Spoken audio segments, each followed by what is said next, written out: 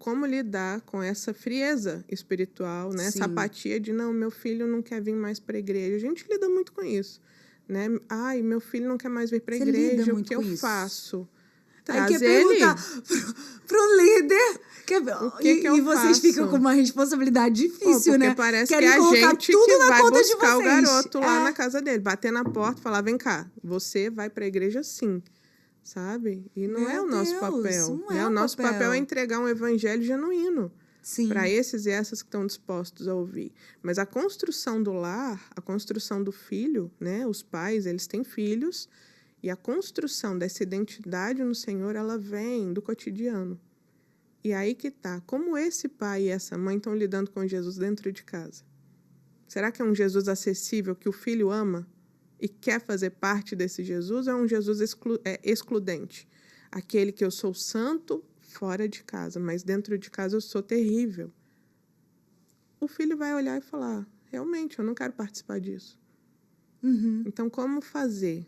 Como balancear? Como mostrar Sim. Jesus para essa criança, para esse adolescente, para esse jovem de uma forma tão natural?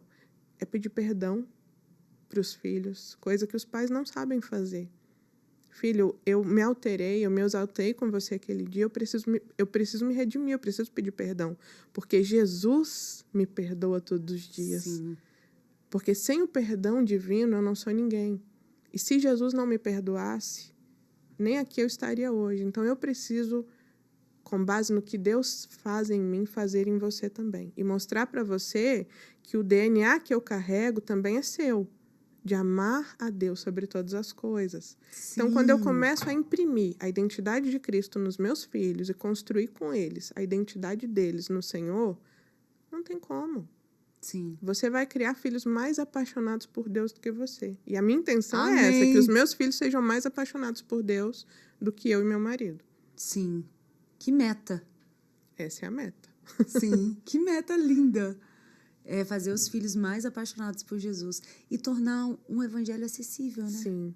Um evangelho simples. Simples. E lá em casa, por exemplo, um comete uma falha, eu trago o evangelho. Falo, filho, tem um filtro lá em casa que é muito fácil. Eu quero ensinar para você que está me ouvindo, que ainda não pratica Sim. isso. Jesus faria o que no seu lugar? Sim. Bati no meu irmão. Jesus faria o que no seu lugar? Tudo Jesus faria o quê? Não faria isso, mamãe, e pediria perdão. Falei, então faça como Jesus. Uau. Simples, é simples. A gente não pode complicar o simples. Jesus, ele vem e ele simplifica as coisas, né? Os 10 mandamentos, Jennifer, qual é o mais? Amar a Deus sobre todas as coisas e amar você, o próximo como a você mesmo. Gente, a gente falou isso num podcast aqui, exatamente. Se você fizer isso, você cumpre toda a lei. É isso. A gente não pode dificultar. Né? Eu não posso virar para o meu filho de 8 anos e falar, olha, o versículo tal fala sobre isso, isso e isso, porque lá no Antigo Testamento trazia... Olha só, Jesus faria isso. No seu lugar, o que Jesus faria? E aí ele pensa e fala, realmente, Jesus não está feliz comigo e eu preciso deixar Jesus feliz comigo. Vou lá pedir perdão para o meu irmão. É simples, a gente precisa simplificar. Sim. Incrível, né? Tornar acessível. E eu acho que também é o filho ver o pai buscando, né? Porque uma coisa é levar para a igreja.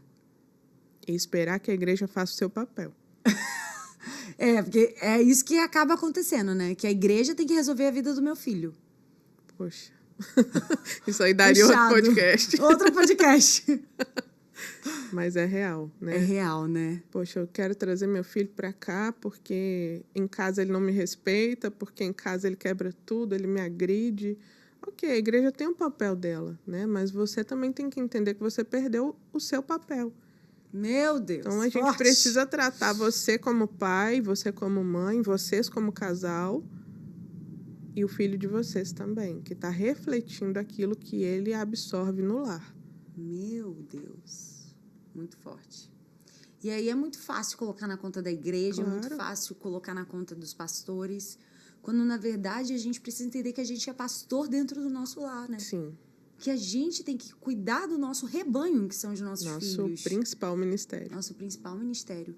E realmente uma das coisas assim que eu acho assim principais, que é algo que eu até tenho vivido dentro da minha família de uma certa forma, é isso, essa questão da liberdade que se dá muito ao jovem, ao adolescente.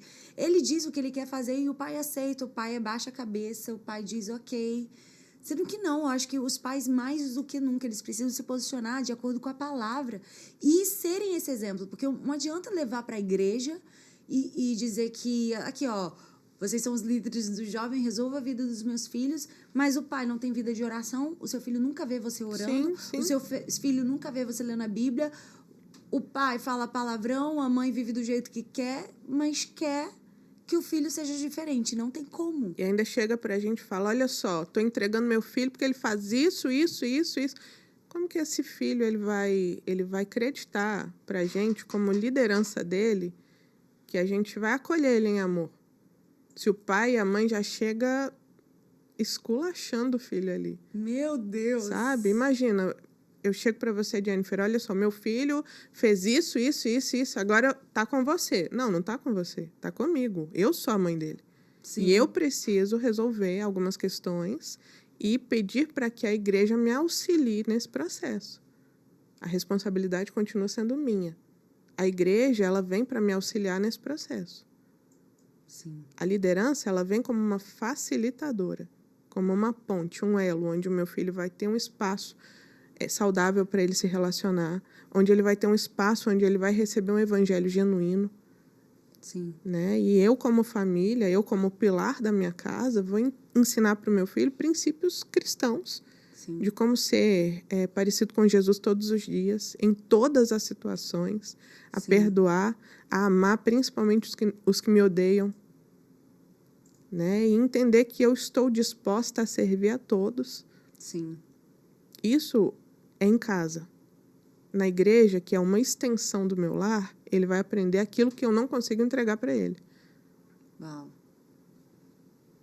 Se todos fizessem isso, né, pastora? Quem dera. Mas a gente chega lá, eu creio. Chega. Eu acho que por muito tempo a gente viveu um evangelho que você tem que ser bênção lá fora, de que você tem que ter um ministério, você tem que ter isso.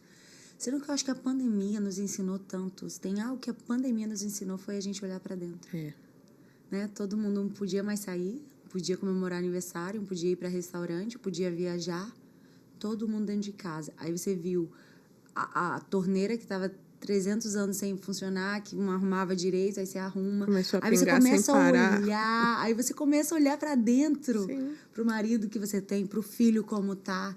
E eu acho que foi um convite do céu, assim, que chacoalhou o mundo, de a gente voltar para dentro e entender que o nosso maior ministério é a nossa casa, é a nossa família. E a gente viver esse ministério. E, falando nisso, eu sei que você também tem um testemunho de vida lindo. Gente, vocês não vão acreditar. A pastora Pérsia era líder do movimento feminista.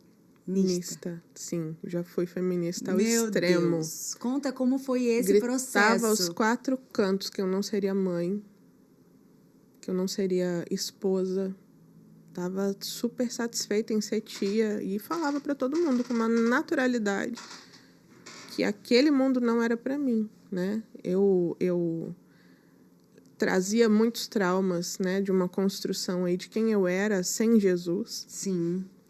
E eu precisava preencher aquele vazio do meu coração com coisas, com causas e com bandeiras. Falamos juntas. Todas as bandeiras estavam na minha mão.